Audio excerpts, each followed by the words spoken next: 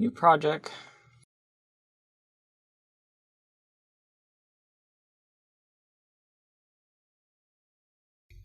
Alright, let's create this project. The reason why we're using third person is because we want to copy over some code for the movement, just for convenience. Go to blueprints. Let's first change the name of this. Let's call it real-time strategy. Just so we know we're not dealing with third person here. Same here. Let's call it just call it RTSGameMode. Here, let's call it, in this case, we just call it AI character. Actually, yeah, AI character.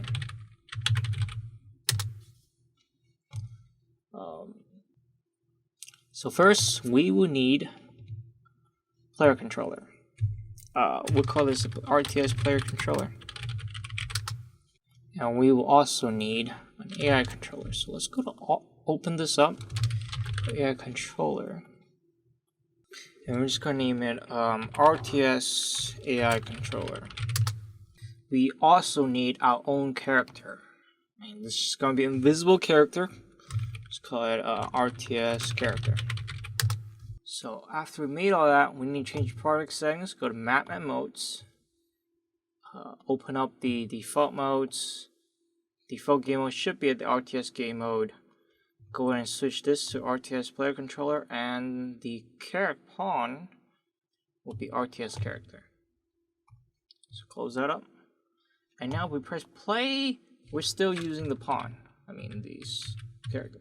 So what we just need to do is just delete it. We don't need it. And if we move, nothing happens because we don't have any code for it. So let's just go into AI character, the one the project creates for you, and go for the movement input nodes, drag, copy on up, open up our RTS character, go to the event graph, just paste it in. So now, if we move, allows us to move. So, but we don't want it to be like right on the ground. So obviously we want to make the player start. Let's move it up. See. Move up, make sure you have your select and translate. Move up, it's good enough. Let's get higher. We also want to be facing down. So let's just rotate it by -90. And we can press play. We notice how we're falling down. It's because there is gravity. So go up, open up your RTS character, go to your character movement. This is the character movement component. It helps us with all the movement stuff. We could change the gravity 0. That's one way. The other way is to switch this to flying. So this ignores the effects of gravity. So if we go here, now we're flying. We do kind of like scale over. We don't want that. We don't want to slide over. So let's go and fly, and braking deceleration when for flying. So let's just to 400. Let's try that. That's a lot better. So now we have this set. Close this. We don't need the AI character at all. Let's go and open up the RTS player controller. Go to the event graphs. So what we want to do is on left click, let's use left mouse button, we want to select the character. So in order to select, it's based on our cursor. So we're going to get hit results on the cursor by channel. Switch the trace channel to camera. Break the hit results. And here we have a bunch of stuff it gives us. And what we're looking for is the hit actor. So let's go ahead and print out the string. Let's print out what we actually get. Let's see what we're getting here. So let's dump in the character in, so we have something to click on. Dump in this AI character, just dump in two of them. And so supposedly, if we don't have the mouse. Right, we don't have a mouse at all. So we want to go to event begin play. On play for the player controller, we want to set show mouse cursor. Take that on. And now we go ahead and press play. Everything we click is the RTS character. That's ourselves. That's our own character. So, the reason for this is because we're clicking on ourselves. And that's because we have collision on. RTS character, and we go ahead and go the capsule component, which has all the collision involved. Collision presets, such as no collision. Now, let's close this. Let's play. AI character floor. The other AI character. Oh, it's blew out. So, we selected the head actor. We want to store it as a variable. Let's go ahead and just do RTS character. No. AI character. We want to be selecting a character. So, let's say selected AI character. And we want to cast this to AI character.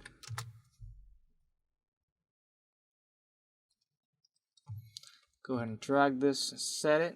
So now that's set. We want to move it. So let's move with right mouse button. Right mouse button. So on right mouse button, if we have the AI character, get this first. And if it is valid, valid. If it exists, if it doesn't exist, let's just say nothing selected.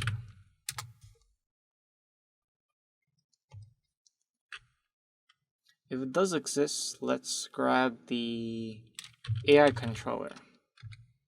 Oh, controller. Get AI controller. And that, we want to also check if this is valid. So if this isn't valid, let's go ahead and print out the string, say no AI controller. So this is going to be very relevant later on when we go into multiplayer. And if it is valid, we want to cast this as our RTS AI controller for our custom things. And then we want to do something with the AI controller. So in this case, let's go jump into the RTS AI controller, go to event graph, and let's just make a custom event, and let's call it move unit. Go ahead and print out a string, say AI controller move unit.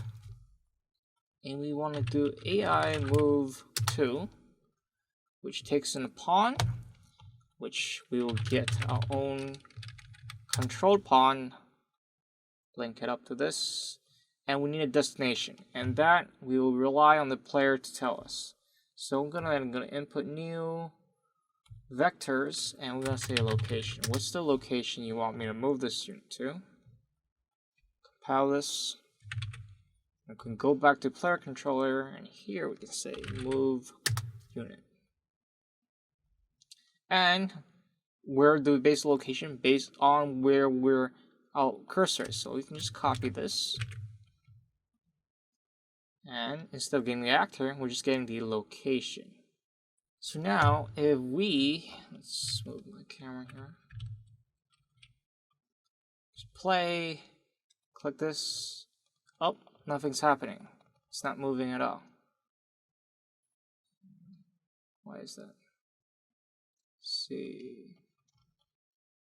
Right mouse button. Did I miss something?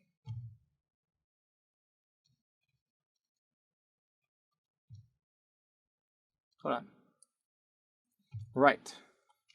That's because the AI character here, we can easily show you what's actually happening here. Let's go and print string cast failed. Yes. It's because this AI character is not using the controller we want it to. In the AI controller class here, and set it as a RTS AI controller.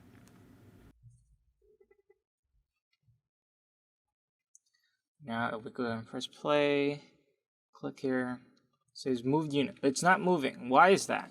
That's because the AI moved to relies on something called the, where is it? Nav mesh bound. So we can just drag this out, and we wanna, this dictates the kind of navigation that it can contain. Switch it to scale. We can use R, switch to scale. We're just gonna scale this, and we want to see where the actual navigation is. Hold on. I clicked on the wrong one. Hold on. Click the floor. Where is it? Mesh bounds. Drag it out. Scale up. There we go. The green indicates that's the area. Red means calculating. So let's just, this is pretty decent. Let's drag it a bit. We don't need the whole map for now. So now we go press play, click the character. What's it not moving?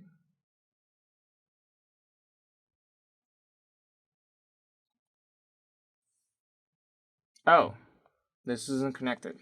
Right. Click, move, moves fine. So that's great. So we got the WSD to move. Move this around. Sounds awesome, right? So, look, what happens if we do multiplayer? Let's see.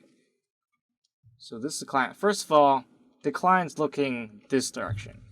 So obviously, one easy fix is to, on begin play, we want to get the controlled, hold on. Get reference to self, get control rotation. Just gonna make the rotation up here, and -90 should be the proper amount. There we go. So client selects this. It says, oh, no AI controller. That's an issue. It's because AI controllers only exist on the server. So what we want to do here is add server methods. It's going to have to say server custom event, and we want to have it run on server. Let's have it reliable. And we're going to route all this here. Disconnect this. So on right mouse button, we could call server move unit. However, we will lose this for the client. For example, let's just take a look if it actually fixes it. Nope. Doesn't fix it at the moment. The AI character set to replicate. So now this is replicated. However, client setting something will not replicate to the server. So what needs to happen here is we have to make also another custom event, server select unit, run on server. Now we want to have an actor. In this case, we want to have a RTS, oh, nope, wrong one, AI character. Let's say selecting character. Just compile this so the error goes away. And this is going to set this.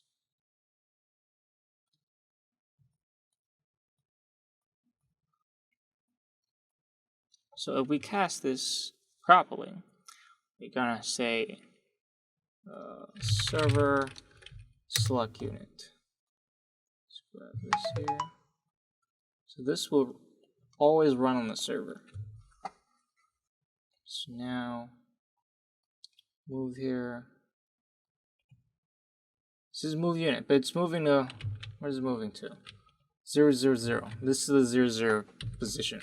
That's because the server doesn't know where your cursor is unless you give it. So we're gonna go ahead and go to move unit, new We need a location for this. This location. So now where are you moving this to? Let's just refresh the node, compile, refresh. So this here, we want to move. Let's connect this. Connect these two pretty far, and you want to get the location here. So compile. Now move this. Yeah, they're working. So if you want to see it easier, go to Edit Preference, go to Viewports, Play. Now we can just set this to 720 and go and press play. The client on the one side, and we got the server on the other side.